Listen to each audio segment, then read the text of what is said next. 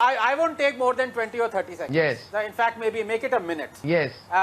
Given that Mehez got to it, 20 minutes. Arnab, I heard your opening remarks.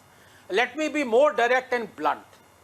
Anyone who doesn't want UCC is a communal bigot. Period. I repeat. Anyone who doesn't want UCC in India is a communal bigot. Now, why do I say this?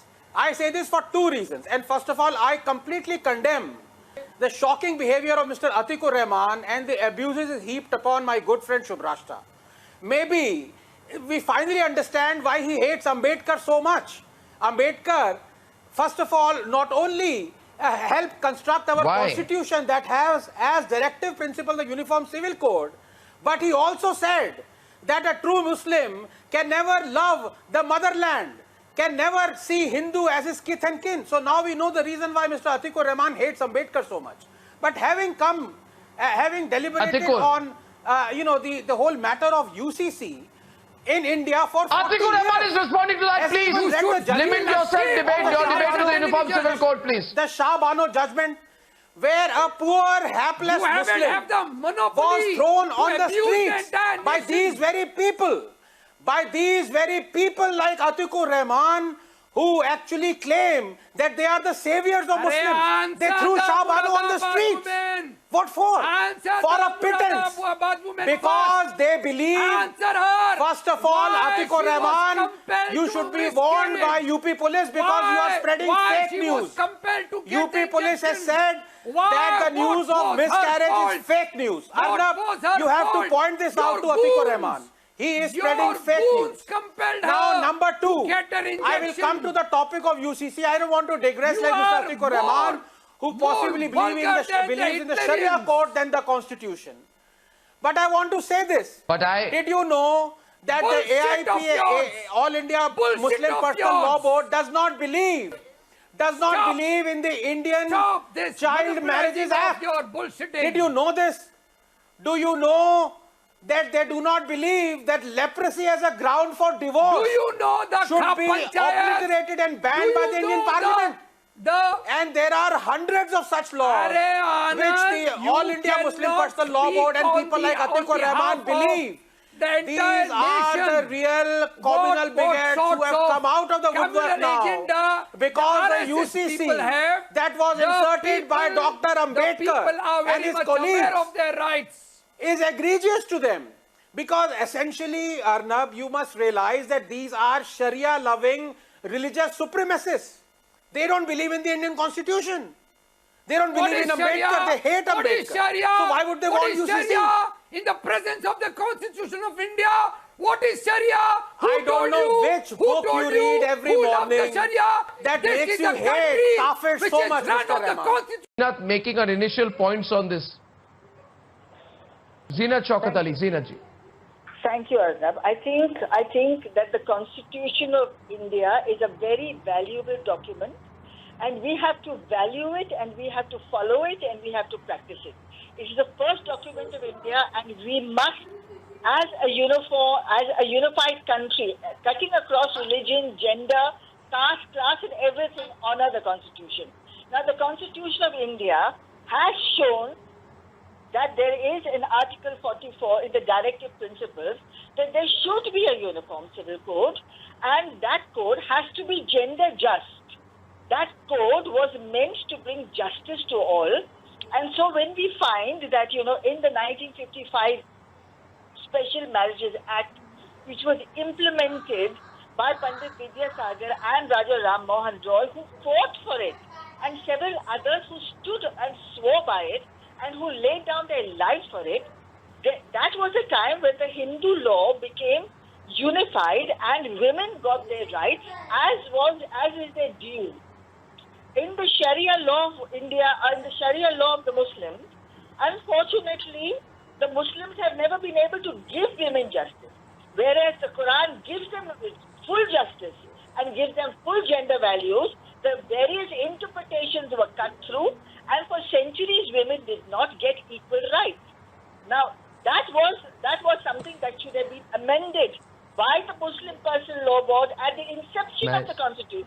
At the inception when India got its independence. Ravi. Like, Pakistan, which is an awful country, but I must say that in 1961 it made certain of its very gender-just laws. Now, today you take a country like Turkey, which is a very Muslim country, but it has a very, a law that rules it, which is not ruled by the by the personal law. And yet it is in adherence to it because it gives gender justice. Ultimately, the position of the law and the nature of the law and the ultimate aim of the law has to give justice, has to bring justice to women, has to bring justice to men, has to bring justice to everyone. So a uniform civil code draft must be made. It is time for us to have a look at it, because there are so many religions involved, and the preamble of our constitutions guarantees Ravi. of thought, Ravi. Own women. Good evening, Madhav.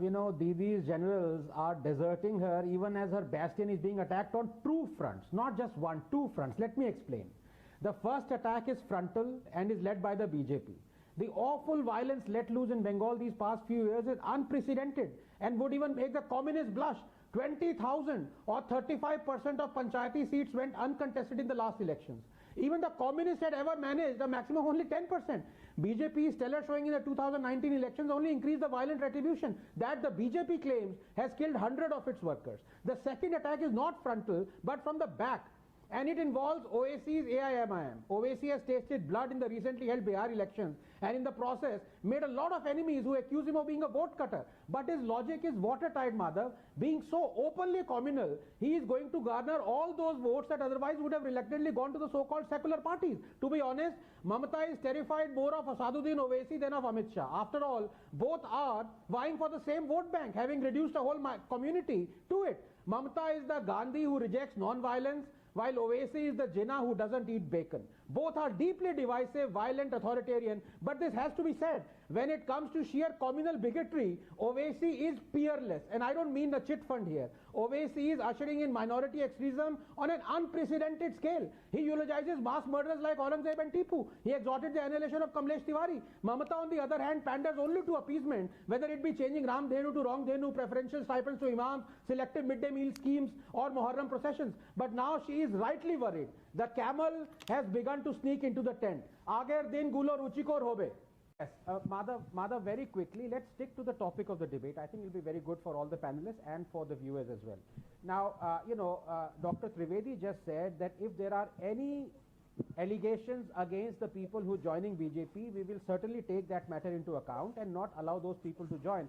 Now, Dr. Trivedi, with due respect, is a most affable person, a delight to hear and watch. But here I'm afraid, him being a politician, he is walking on quicksand. Let me give him three names. Madhav, just 30 seconds. One of Roy Nayak of Manipur, two of Montserrat of Goa, and third of Anand Singh of Bangalore. Roy Nayak was accused by the BJP of drug trafficking. But he suddenly joined BJP and now all those allegations are gone. Then we have Montserrat, who was accused of raping a minor by the BJP, of attacking a police station, of large-scale land grabbing. But suddenly joined BJP and now all those allegations have disappeared. And finally, Anand Singh, when he was in Congress, he was accused by the BJP of land mining, of mining mafia, of being in mining mafia, of 15 forest crime charges. And now he is in BJP and he is the forest minister. Dr. Sudhanshu Trivedi, I respect you too much to, be honest with the facts and to say that yes, we are as hypocritical as any other political party. Okay. These are very serious charges, Dr. Trivedi. I think the question is self-explanatory. Please respond. Anand, that's a very valid point. I would add further more examples what he has said. Mr. Sukram, we have entered into an alliance with during Atalji's time, whom we have accused. You remember during the Kalyan Singh's government in 97, there were so many elements who were accused to be of the criminal charges. In this context, I would like to say, yes, there are certain allegations and there are certain things in which in politics to enter into an alliance and other things, but you have to keep these two things in mind.